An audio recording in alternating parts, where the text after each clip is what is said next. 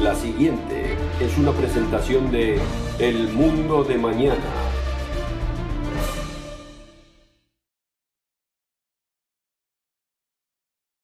Los nietos y bisnietos son realmente una bendición de Dios.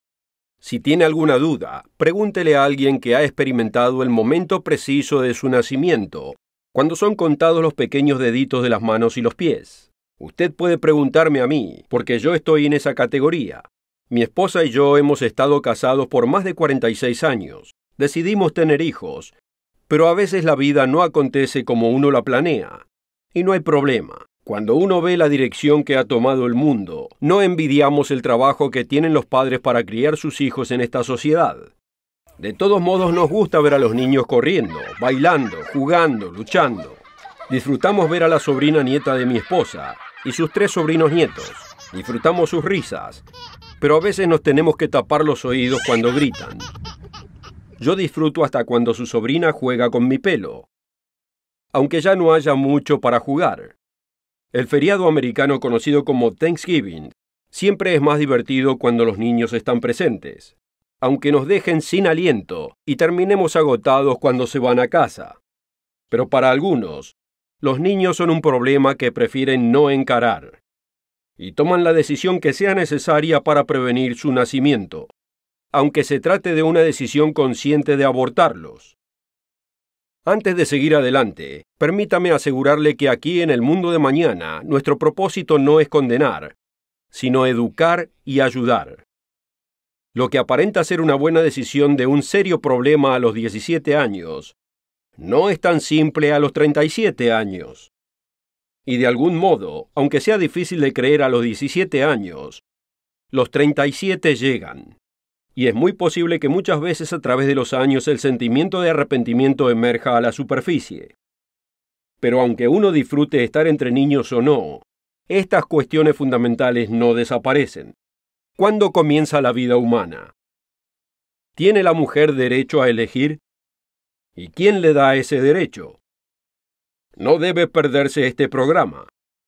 Acompáñenos para escuchar sorprendentes hechos, interesantes historias y esperanza para el futuro.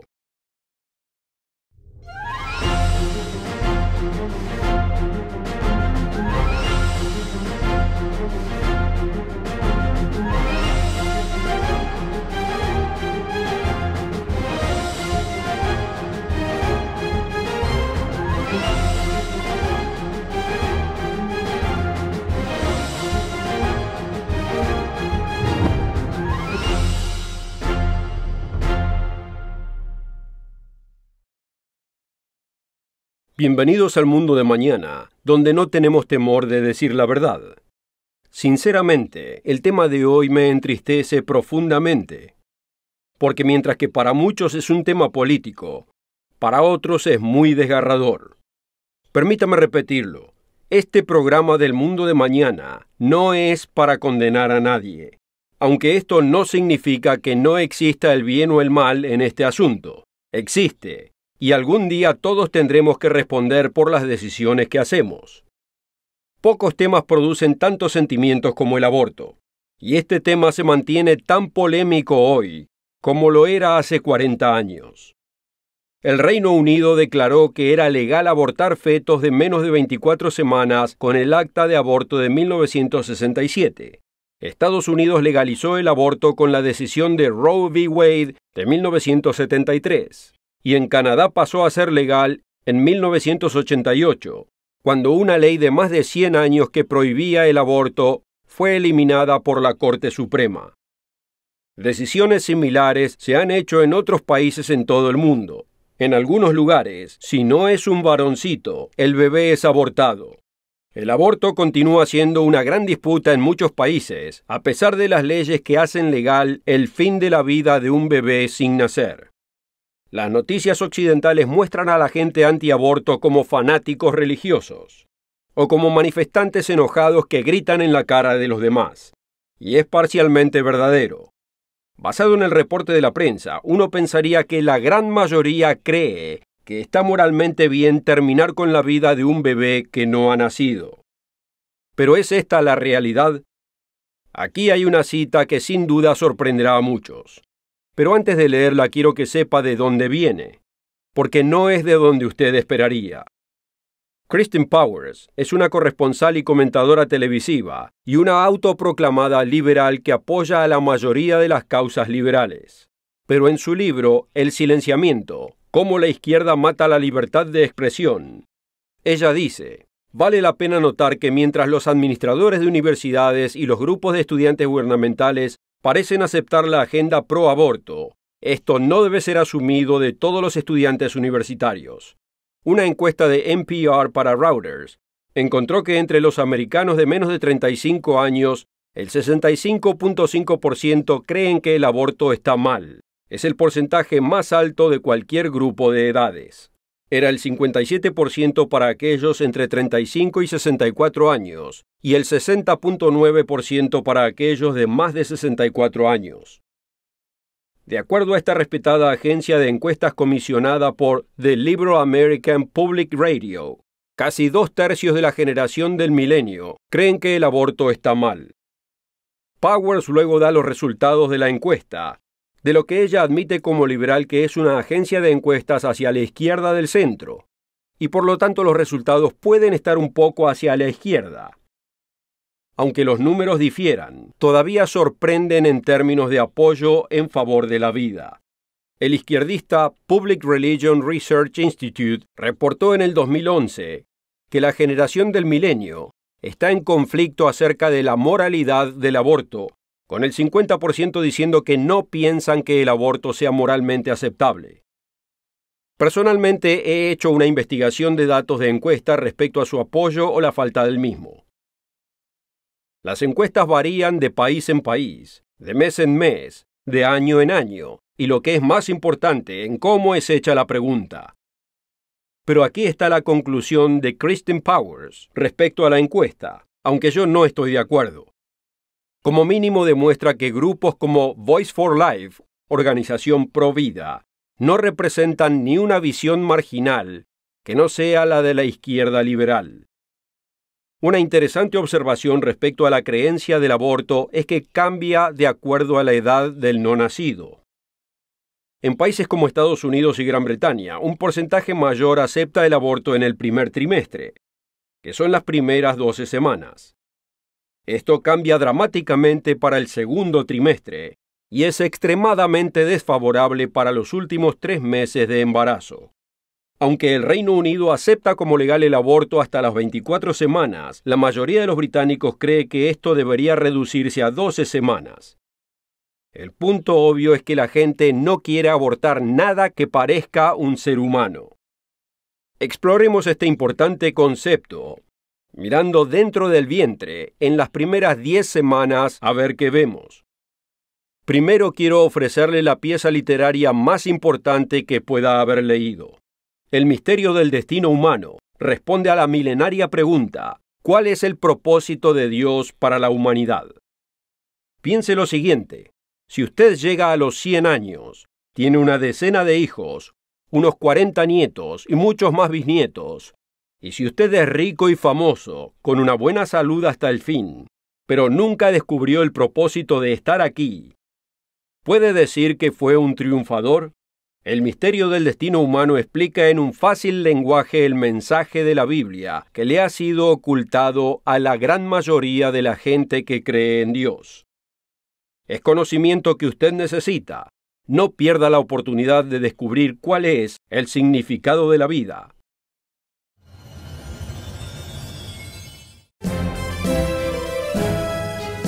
La oferta de hoy es absolutamente gratis, sin costo ni obligación. Visítenos en elmundodemañana.org. Encuéntrenos en Facebook y síganos en Twitter.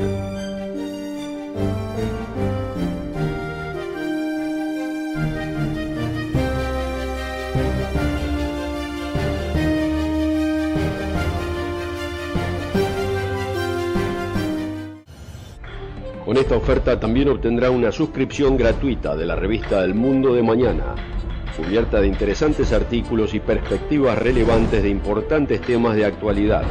El mundo de mañana lo mantendrá actualizado con noticias internacionales, profecía bíblica y el significado de la vida misma. El mundo de mañana. Llame hoy.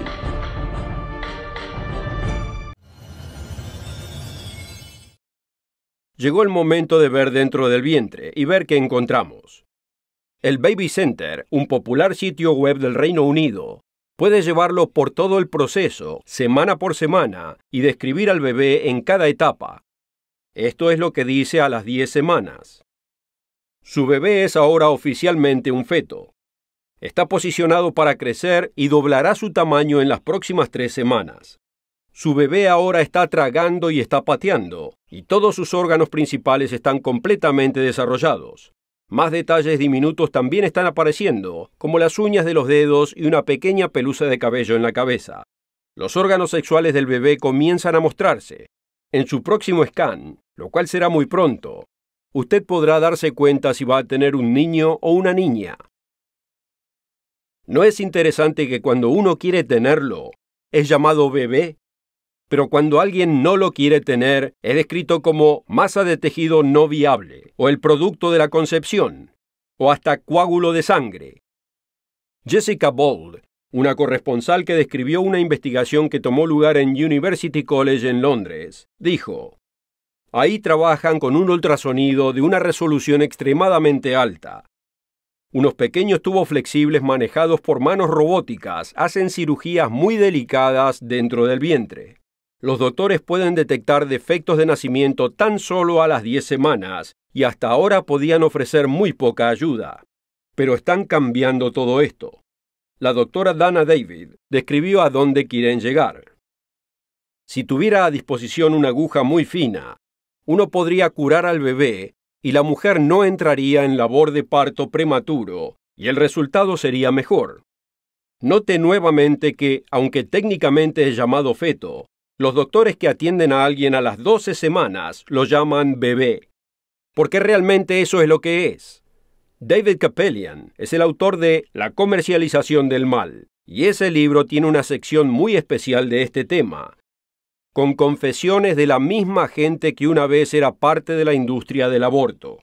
Cita a hombres y mujeres que admiten libremente que para algunos era solamente interés por dinero, y cómo eran entrenados para vender el aborto a cualquier mujer que llegara a ellos.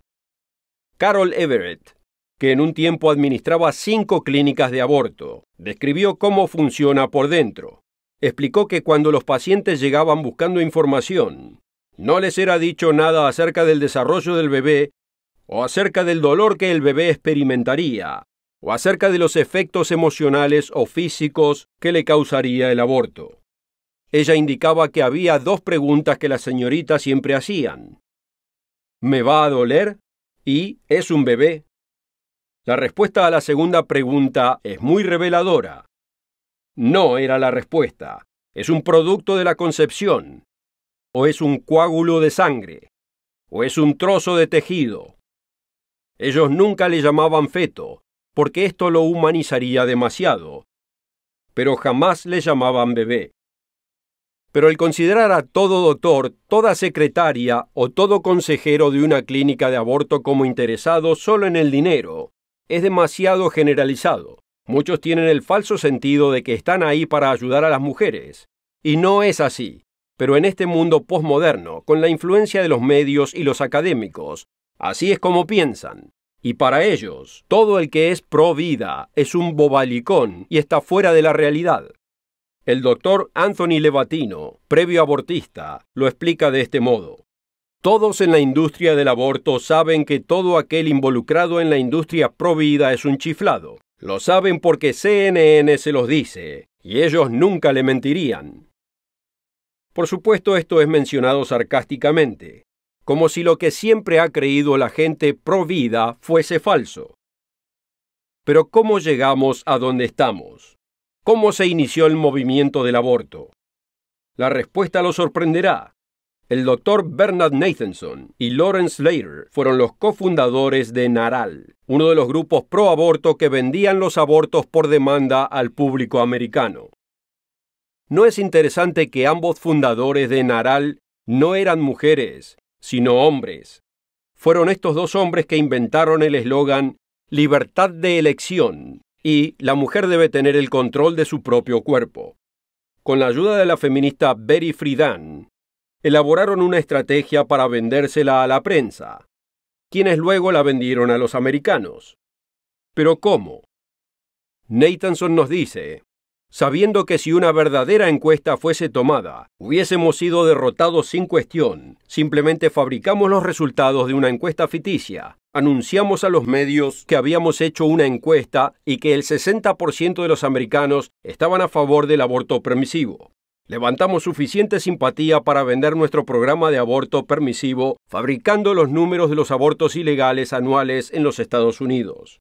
Los números reales estaban cercanos a los 100.000 abortos, pero los números que nosotros les dábamos repetidamente era 1.000.000.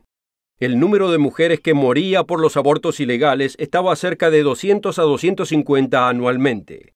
El número que nosotros constantemente le dábamos a los medios era de 10.000. Nathanson, a quien Kupelian llama lo más cercano a ser el hombre que lo inició todo para el movimiento pro-opción, cambió de parecer. Pero solo después de que su clínica hiciera más de 75.000 abortos, 5.000 de los cuales hizo él con sus propias manos, y otros 10.000 él supervisó personalmente. Como él declaró, estas son buenas credenciales para poder hablar del tema del aborto. El despertar de Nathanson ocurrió después de renunciar en su clínica y comenzar a trabajar como jefe de servicios obstétricos en el Hospital de San Lucas en la ciudad de Nueva York, el centro de enseñanzas para la Universidad de Columbia. Fue ahí que le fue presentada una serie de nuevas tecnologías que le permitían ver dentro del vientre en mucho más detalle de lo que podía haber visto anteriormente. Después de un tiempo pasó lo siguiente. Como resultado de toda esta tecnología, mirar a un bebé, examinarlo, investigarlo, ver sus funciones metabólicas, verlo orinando, tragando, moviéndose y durmiendo, verlo cómo soñaba, dándole atención, operándolo. Finalmente llegué a la convicción de que este era mi paciente.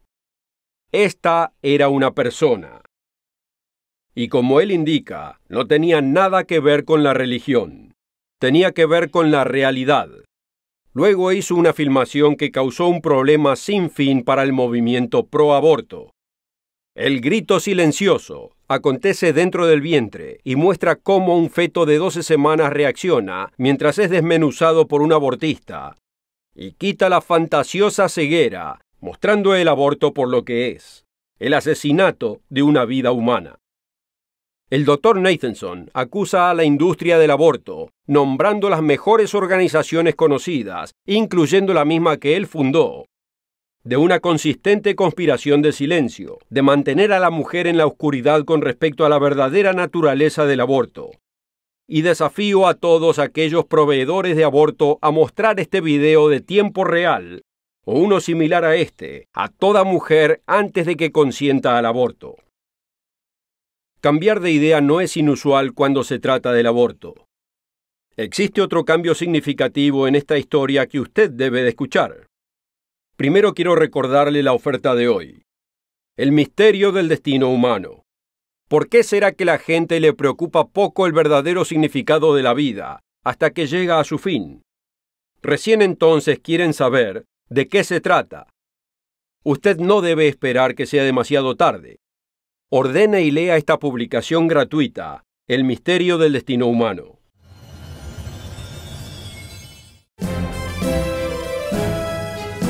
La oferta de hoy es absolutamente gratis, sin costo ni obligación. Visítenos en elmundodemañana.org. Encuéntrenos en Facebook y síganos en Twitter.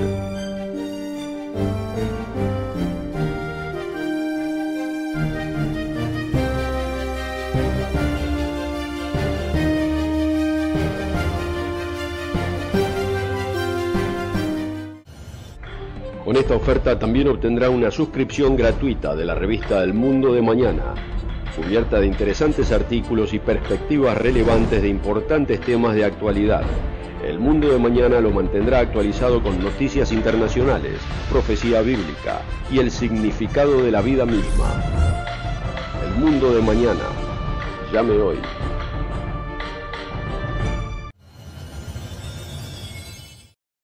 El Dr. Bernard Nathanson no es el único en el palpitar de esta controversia que ayudó a abrir la caja de Pandora, y que ahora está intentando poner el problema de nuevo en la caja. En varios modos, una figura mucho más conocida que ayudó a abrir la caja fue Norma McCorvey. Usted la conoce, pero quizás no por su verdadero nombre. Es más conocida por su nombre de ocupación, Jane Roe, como en Roe v. Wade. Así como el Dr. Nathanson, ella también cambió de parecer, y ahora es una activa portavoz en el movimiento pro vida. Hay muchos más que son pro vida, que antes estaban del otro lado. Sus historias son todas distintas, pero cautivantes. Linda Curry tuvo un aborto a la edad de 24 años y creyó por completo que su problema estaba solucionado. Es lo que pensaba. Luego fue a trabajar para planificación familiar, pensando que estaba haciendo algo compasivo, dando consejos a chicas jóvenes. Pero cuando una atemorizada de 16 años le preguntó, ¿es un bebé?, tuvo una lucha interior. ¿Debería decir la verdad? Por supuesto que es un bebé. En sus palabras, y yo agregaría con deditos pequeños. O podía dar la respuesta desorientadora. Es el producto de la concepción. Ella le dio la segunda respuesta, pero necesitaba reafirmación de un colega que lo que hizo estaba bien. Otros incidentes de culpabilidad ocurrieron, y 11 años después de su aborto, se dio cuenta grandemente que había cometido un terrible error. El doctor Anthony Levatino también se dio cuenta que había cometido un grave error.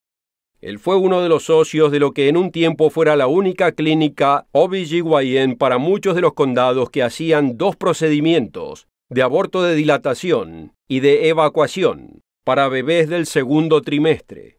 Su duro despertar llegó cuando su joven hija adoptada fue golpeada por un vehículo y murió. Esto le ayudó a hacer la conexión de lo que estaba haciendo en la clínica y el valor de la vida humana. Al leer y escuchar sus historias, todos tienen algo en común. Su conocimiento inicial del aborto fueron formados por la visión del mundo, formados por la cultura que los rodeaba. Muchos les habían dicho que estaban haciendo algo por compasión. Como dijo el doctor Levatino, yo escuché muchas veces de otros abortistas, bueno, yo realmente no soy pro aborto, yo soy pro mujer. Como si destruir una vida fuese pro mujer. Pero muchos abortistas usan esta justificación para ellos mismos, y puedo decirle que muchos la creen. Yo la creía. No es difícil ser convencido de esto. Linda Curry también venía de esta visión del mundo, y esto es instructivo. Podemos aborrecer la destrucción de la vida humana dentro del vientre, pero debemos entender cómo es que muchos pueden participar en la actividad y pueden dormir tranquilos. En un sentido muy real, fueron educados desde pequeños en un sistema con valores totalmente seculares. Así es como Curry describió su mundo. A una edad temprana yo realmente le daba valor a la libertad por encima de todo, y también veía a la religión, particularmente a la cristiandad, como algo cruel y estúpido, realmente. Para mí, la gente religiosa no parecía involucrarse en lo que yo veía como el mundo real. La gente religiosa estaba en alguna clase de mundo extraño fantasioso. No solo la gente pro vida, sino toda la gente religiosa eran tontos, hasta donde yo podía concebir.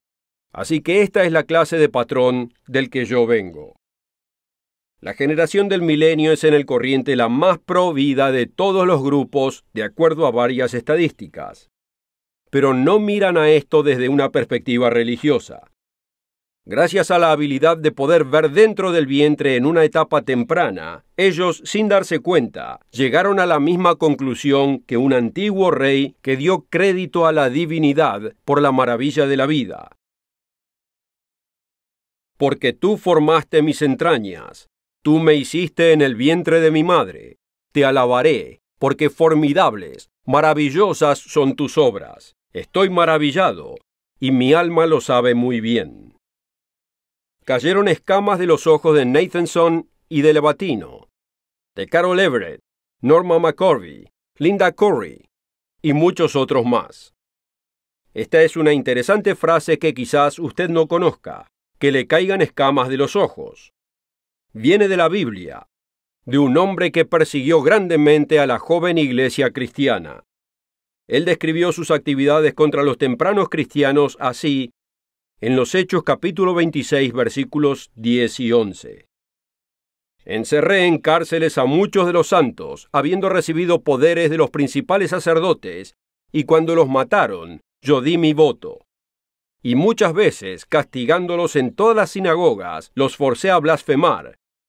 Y enfurecido sobremanera contra ellos, los perseguí hasta en las ciudades extranjeras. Pero un día, camino a Damasco, fue derribado y enceguecido. Y este fue el momento en que despertó. 3 días después cambió de parecer, y esto es lo que sucedió. Y al momento le cayeron de los ojos como escamas, y recibió al instante la vista, y levantándose, fue bautizado. El nombre Saulo fue cambiado a Pablo, y pasó a ser una de las figuras más importantes del Nuevo Testamento. Aquí tenemos a un hombre que cometió terribles crímenes, aunque por misericordia y gracia de Dios fue perdonado. Así como Pablo, no podemos erradicar el pasado, pero podemos cambiar como él lo hizo. Todos hemos hecho malas decisiones, pero lo que hacemos después de reconocer que hicimos una mala decisión es lo que es importante. Cuando Pablo se dio cuenta que la dirección de su vida iba en contramano, él cambió, y el registro bíblico muestra que su culpa pasada le fue quitada. Y Dios haría lo mismo por toda mala decisión de nuestro pasado. Y no hace falta mencionar que existen alternativas para el aborto.